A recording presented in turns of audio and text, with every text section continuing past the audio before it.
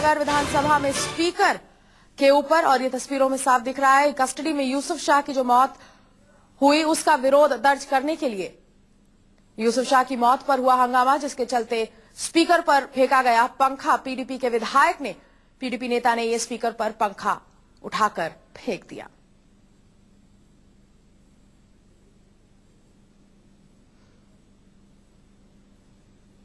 तो ये नजारे जम्मू कश्मीर विधानसभा के श्रीनगर में सत्र चल रहा है और यूसुफ शाह की कस्टडी में जो मौत हुई उस पर जमकर हो रहा है हंगामा।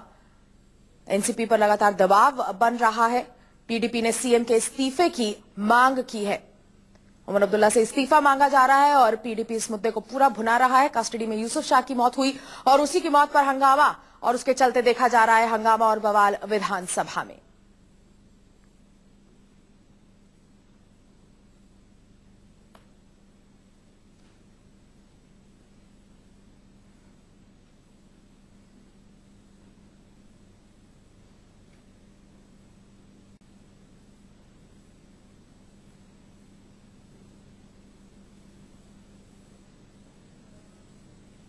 पीडीपी के नेता हैं जिन्होंने ये पंखा उठाकर फेंका है स्पीकर पर।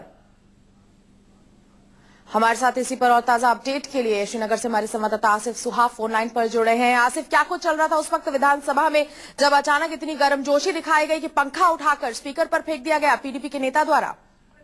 देखिए अपर्णा, ये जो मामला है ये एक्सपेक्टेड था, क्योंकि पिछले कुछ दिनों से जिस तरह से ये घटनाएं सामने आ रही थी, नेशनल कॉन्फ्रेंस का जो नेता है सीएम के घर गया, वहां से उसकी जो है फिर क्राइम ब्रांच को अरेस्ट किया गया, उसकी मौत।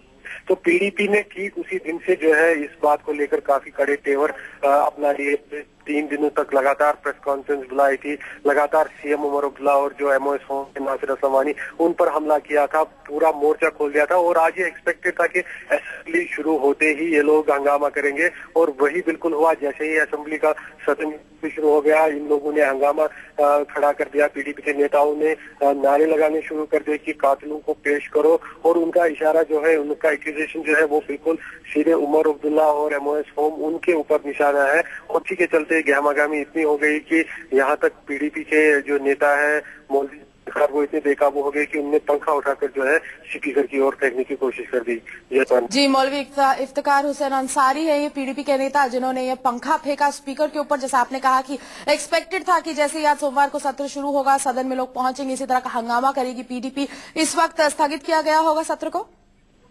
देखिए अभी ड्रामा जारी रहा, तो स्पीकर ने स्थगित करने के बजाय वो खाली इतना बोल रहे थे कि शांति बनाए रखिए, को सुनिए। और हंगामा जब ज्यादा चलता रहा तो उसके बाद भी स्पीकर यही पैसे करने की कोशिश में लगे रहे कि आप किसी तरह से जो है मान जाइए, अपनी सीट बैठे। लेकिन हालात जब से ज्यादा बेकाबू हो गए तो कुछ देर के लिए जो है सदन को स्थगित कर दिया स्पीकर ने। अब उम्मीद है कि जल्दी से फिर से सदन शुरू होगा, लेकिन जिस प्रकार से पीडीपी के नेताओं के तेवर है, उससे यही लगता है कि वो हंगामा जो है बंद नहीं करेंगे और फिर से वो हल्ला गुला और शोर मचाएंगे।